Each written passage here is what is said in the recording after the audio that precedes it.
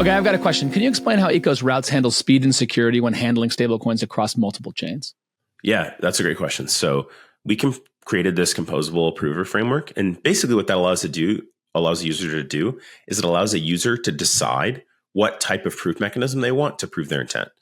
But those different proof mechanisms, which we call different versions of routes, different routes, come with security, cost, and capital efficiency trade-offs. So let's start with the first route. We call it the native route.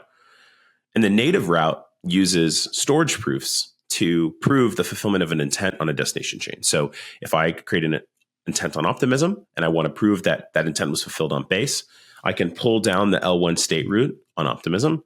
I can prove Base's state root. I can then use Base's state root to prove the contract storage root of the inbox contract on the destination chain. And I can use that to prove the fulfillment of the intent.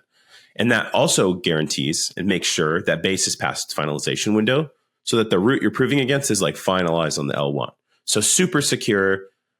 And it's really kind of a beautiful paradigm because you can kind of imagine that it creates zero new trust assumptions. So there's no trust assumption at all. I'm not trusting MessageBridge. I'm not trusting anything. It's just using the primitives that already exist on these blockchains to facilitate communication.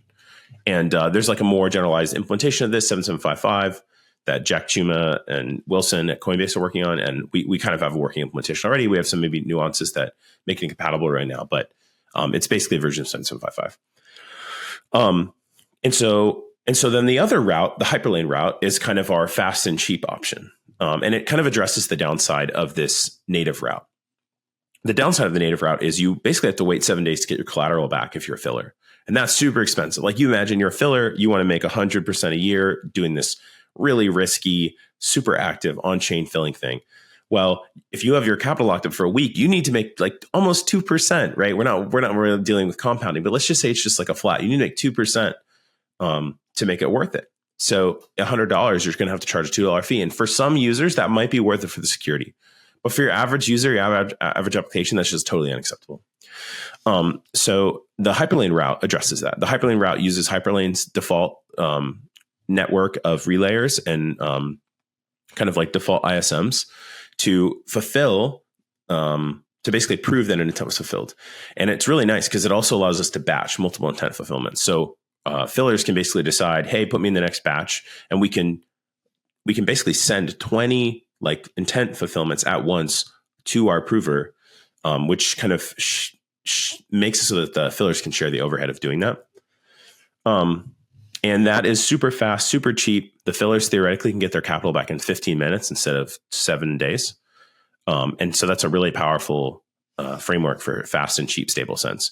And what I really like about this model is that our proof mechanisms just have to secure the intents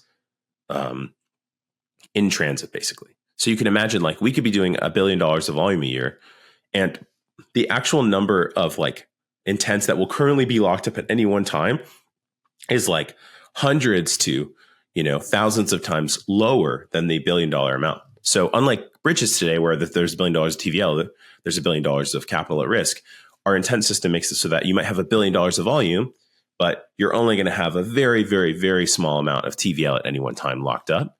And most of that risk is going to be borne by the filler, because if a user and a filler pre-match, the user posts their intent on chain and the filler fills it within like 4 seconds.